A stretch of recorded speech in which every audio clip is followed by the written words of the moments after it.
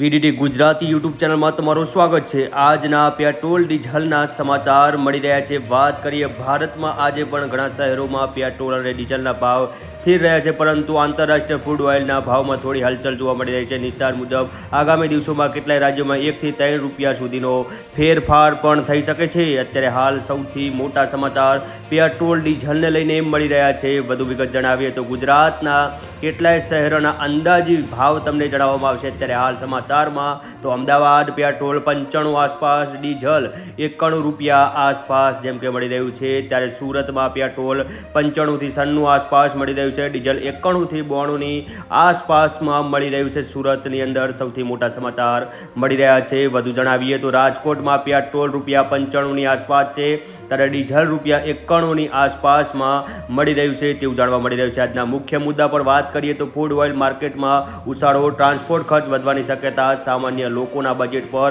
અસર, વાહન ચાલકો માટે નવા અપડેટની રાહ જોવાઈ રહી છે। ત્યારે વાત કરીએ તો અત્યારે હાલ પેટ્રોલ ડીઝલને લઈને જેમ કે પેટ્રોલ ડીઝલના ભાવમાં ફરી મોટો ફેરફાર, ગુજરાતમાં પેટ્રોલ થશે સસ્તું કે મોંઘું તેની જ હવે રાહ જોઈ રહ્યા છે।